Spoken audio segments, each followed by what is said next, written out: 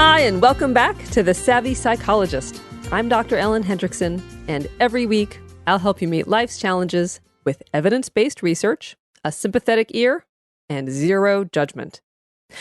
Good listeners attract people like an ice cream truck attracts kids. Why? Well, good listeners offer goodies even better than fudgesicles, if that's even possible. Validation, affirmation, and trust. And in addition, skilled listening is one half of good communication, which is the foundation of any healthy relationship. But being a good listener goes way beyond just not interrupting or nodding your head until it's your turn to talk. So this week, here are 5 ways to make your conversation partner feel like you fully tuned in to their radio station. Listening skill number 1 is create safety. Making your conversation partner feel safe starts with 2 things: an open mind and keeping judgment to yourself.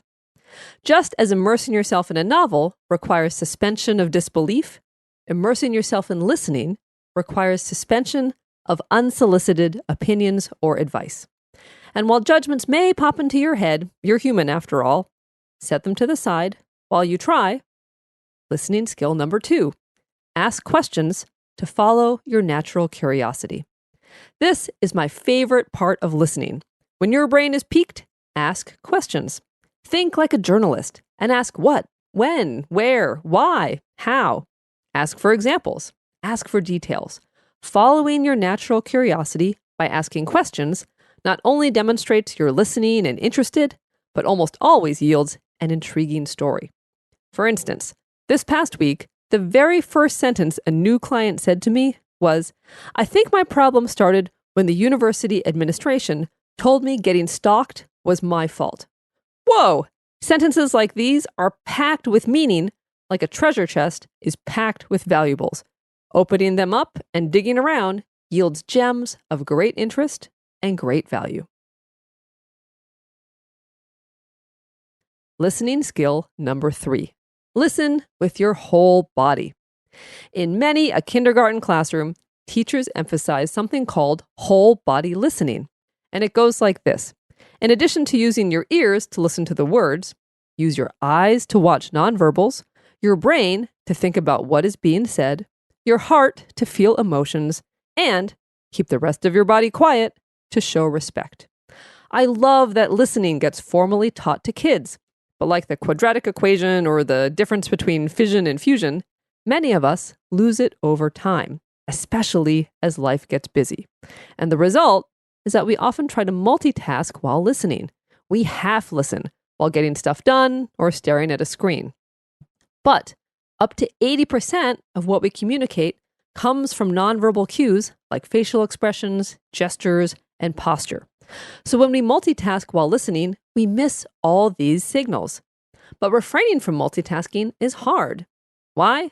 Well, partially because listening is largely internal, it appears passive.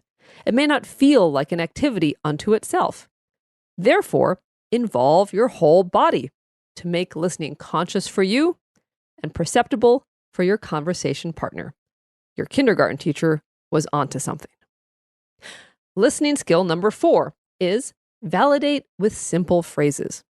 When people feel invalidated or otherwise rebuked or rejected, they, quote, act out their feelings in order to communicate them in a different way. So sulking, tantrums, and the like, whether by toddlers or adults, are simply a way to say that they feel unheard. Okay, so how to show you've heard someone? Well, use skills 1 through 3, of course, but also keep in your back pocket some validating words and phrases. Like what, you ask? Well, how about, of course, that makes sense, naturally, clearly, or for sure. All of these statements are short, 3 words or fewer, but all of them affirm a person's experience or feelings as worthy and accepted, the very definition of validation. In conversation, incorporating those little phrases, "Of course you feel that way," or "That makes total sense," doesn't necessarily convey agreement, but it does convey something even bigger: acceptance. And finally, listening skill number 5. Listen to what's underneath the words. Ready for ninja level listening? Listen to what's not being said. Maybe the speaker's face doesn't match their words. Perhaps they smile while talking about horrible things. Maybe their body language changes suddenly. Perhaps they cross their arms and slump their shoulders forward. Maybe their tone shifts. Perhaps they start to sound defensive, skeptical, or mocking. What to do? Well, you already have all the tools. Follow your natural curiosity. Listen with your whole body and refrain from judging so they feel safe.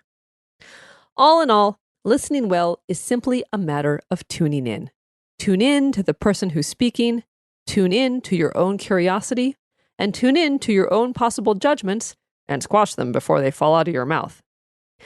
Good listening can be hard at first. It's much more tempting to do something else simultaneously, talk about your own experience, or offer advice, which, when you think about it, is a form of judgment. Here's what you should do. But good listening is worth the practice. A conversation with a good listener is like a good meal. We walk away feeling satisfied, happy, and nourished. Soon, you'll be so good at listening, you'll do it without saying a word. Thanks so much for making The Savvy Psychologist a part of your life. Never miss a thing when you sign up for the newsletter at quickanddirtytips.com/newsletters or subscribe to the podcast on Apple Podcasts or Stitcher. You can also always listen on Spotify, follow on Twitter at QDT Savvy Psych, or like on Facebook, where there are always links to episodes no longer available on Apple Podcasts. I'm Dr. Ellen Hendrickson, and The Savvy Psychologist is strictly for informational purposes and doesn't substitute for mental health care from a licensed professional. Have a wonderful week, and I will see you all next Friday for a happier, healthier mind.